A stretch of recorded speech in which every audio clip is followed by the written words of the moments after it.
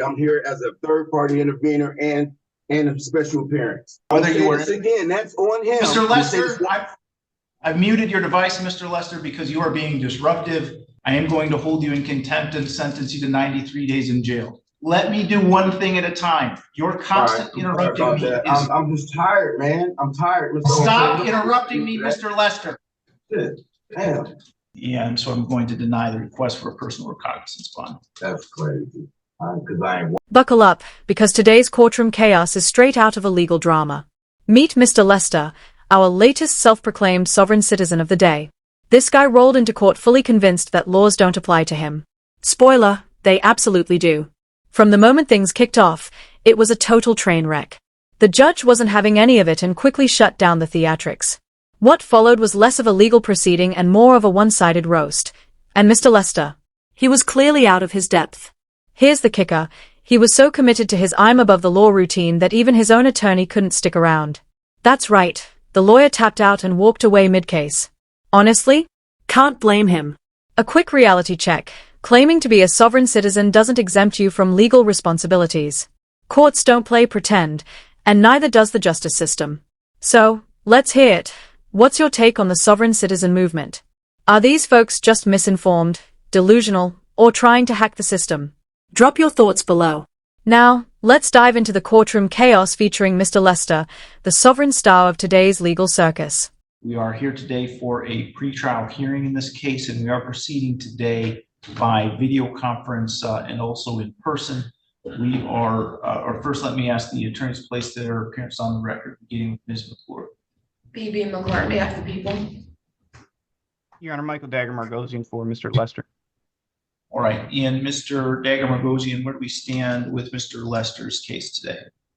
Your Honor, at this point, I don't, there's a breakdown of attorney-client relationship. I can't move forward and represent Mr. Lester. I've without getting into the details, obviously those are privileged, but it's clear that Mr. Lester either needs to move forward pro se, and I can certainly be on standby, or I can conflict this out, but our office is not going to be able to represent Mr. Lester. Yeah, I would like the ACLU to pour. I poured everything to the ACLU. They already have my file and the Civil Rights Commission. Mr. Lester, I'm sorry, but the microphone at the jail is really bad. There's a bad echo there. Can you hear me? Can you hear me now? Yeah, so I can hear you. The issue is if you could talk not quite so loudly, because it's an echo in the room that causes the problem. I'm the ACLU and the Civil Rights Commission already are on this. You can move my file to those. I have sent them my complaints. I've also got the failure to appear, what I was picked up for in the first place, was dismissed. And Mr. Bargosian is trying to move forward with a trial, and I'm not feeling that. I want to move forward immediate dismissal because I was harassed for 3 days, and they already have wind of this. They should be asking for the body cams from August 2nd, as well as the 4th. I still haven't went over any evidence.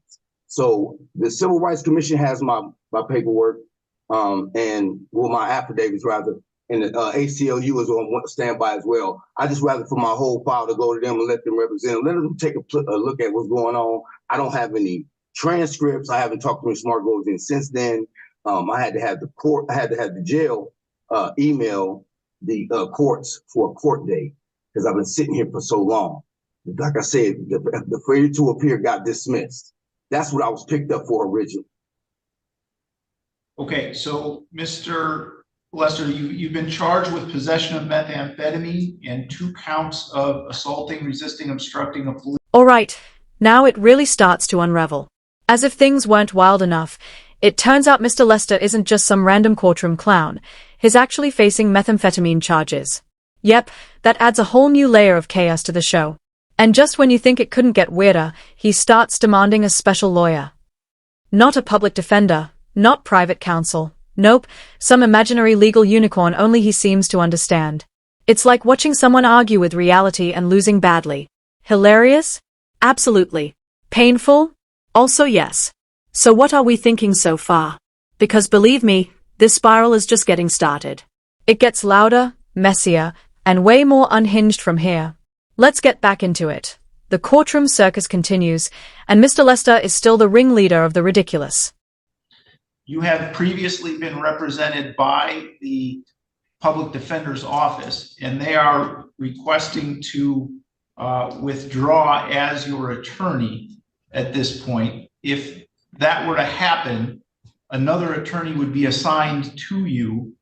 I just said the ACLU. I don't know what part of that nobody understands, but the ACLU is on standby as well as the Civil Rights Commission. I said it again. You can forward that all over there to them, and they'll take the case without no money. You know it like all right. I know it. So, Mr. Lester, that is not an option that I have to send this case over to the ACLU. If you want the ACLU, I do though, because I do though. So let's get that understood. Now I have that opportunity to do that, and I'm requesting that on record.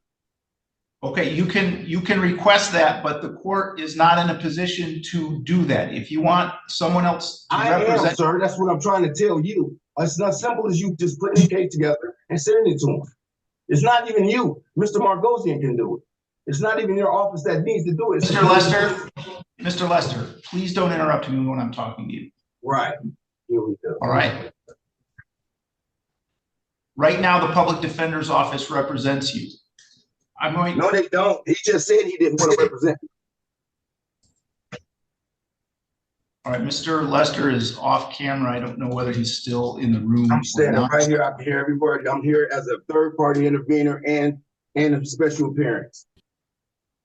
All right, Mr. Lester, are you in agreement with Mr. Dagger Margosian's request to withdraw from your case? That's on him. Like I said before, I wanted to go to the ACLU or the Civil Rights Commission. I'm going to say it again for the court of record. They are on standby. They already know about all of this. I shouldn't have never been picked up in the first place. I was harassed for 3 days. 3 days. And you have the transcripts right there in front of you when the officers admitted that they just wanted me. Now Mr. Lester's taking it up a notch, claiming he's been targeted and harassed by officers for 3 straight days. Really?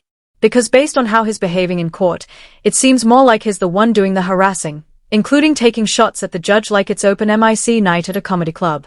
Just picture it, walking into court, playing the victim card, while simultaneously making everyone's life a total nightmare.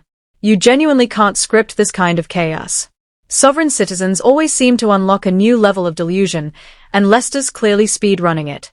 So what's your take? Do you think he actually believes the nonsense he's spouting? Or is it just a strategy to exhaust the system until someone gives in? Either way, it's a disaster in real time.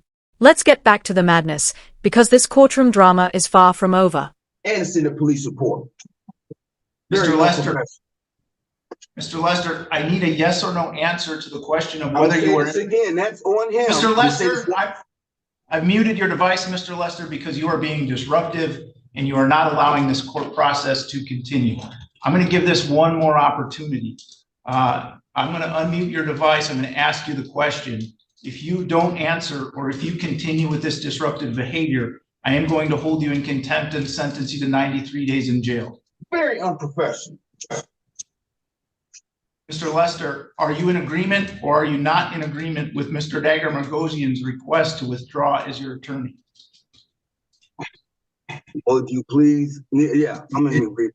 If you please send that file over to the ACLU, please. I'm in agreement with that. Mr. Margosian, are you in agreement with you send that over to the ACLU, please? Can I get like a contact information? I mean, I don't just send a file to you know, okay, yeah, but you know where the ACLU's office is. I can get that to you. Yes, no problem. We can go off screen and I can get that to you. I have it right here in front of me. No problem. No problem. And if that for whatever reason, I mean, that's outside the norm of what I'm not. It's as simple as name. My rights have been violated. You know that. We're not going to keep going back and forth. I'm not doing it. All right. Mr. Lester, please stop. So Mr. Lester has consented to Mr. Dagger Margosian withdrawing as his attorney. If there's some arrangement for Mr. Dagger Margosian to send information to the ACLU, that is, the court has no control over whether he is going to do that, and the court has no authority to require him to do that. And Your Honor,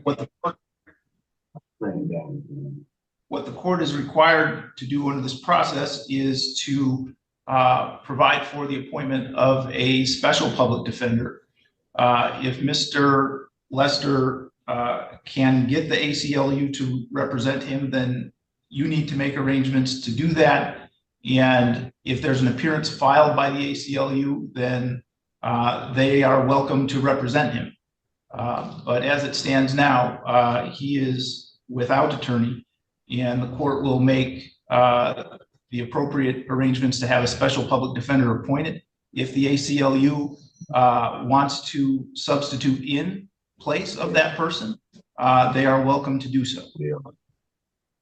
I also like for a PR bond. I've been sitting here almost 180 days. My bond is ridiculous. My family's not going to be able to pay that. All right, I will adjourn this case to February 7th. I'm requesting a bond, please, for the court of record. Mr. Lester, let me do one thing at a time. You're constant interrupting me. I'm just tired, man. I'm tired. Mr. Stop interrupting me, Mr. Lester. At this point, you really have to wonder, is this guy actually unhinged, or is he just committed to playing the world's worst legal role? Because honestly, if he had just cooperated with his attorney and kept his mouth shut, he'd probably be out on probation already. But nope, he's going full chaos mode like it's part of some weird strategy. It's almost like he wants to stay in jail longer. Who does that? He's practically daring the judge to hit him with a contempt charge, and for anyone who doesn't know, contempt isn't just a slap on the wrist. It can add days, weeks, even months to your sentence. So either he has no clue, or he just thrives on courtroom attention. Maybe it's both. Maybe he's aiming for most annoying defendant of the year. Whatever the case, it's a disaster unfolding in real time. And trust me, the judge is reaching their breaking point. When they finally snap. Oh, it's gold. Let's get back to it. How did it, man? Pretrial is adjourned to February 7th at 8:15 a.m. Mr. Lester has made a request for a personal recognizance bond. Court has addressed the issue of bond with Mr. Lester numerous times previously. My decision on bond and reasons for it at this point have not changed. Supposed to be professional. Mr. Lester currently has a Too expensive, sir. Too expensive. Mr. Lester currently has a $5,000 cash or surety bond in this case, and that is appropriate, in my opinion, to assure his further appearances at this court.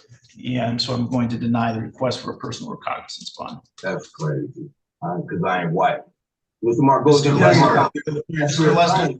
All right, you know what, Mr. Lester, stop. No. I muted your device, Mr. Lester. You have been warned repeatedly by me in this hearing as well as in other hearings. You are in contempt of this court as a result of your behavior here today. It's a sentence of the court that you served 93 days in the Lenawee County Jail. There's no further information that the court needs to find the contempt. It was directed in the presence of the court and after being warned numerous times. So, Mr. Lester, you can let the officer that's with you know that you are done with court for today. I will put the device in the waiting room until you are gone. What exactly did this guy think was going to happen when he accused the judge of being racist, with zero proof? Like seriously, tossing around baseless accusations of bias is one of the quickest ways to tank whatever little credibility you have left. But hey, Mr. Lester seems to be a full-time professional victim. Feels like he wakes up every morning asking, who can I blame for my own mess today? It's honestly wild how deep in denial he is.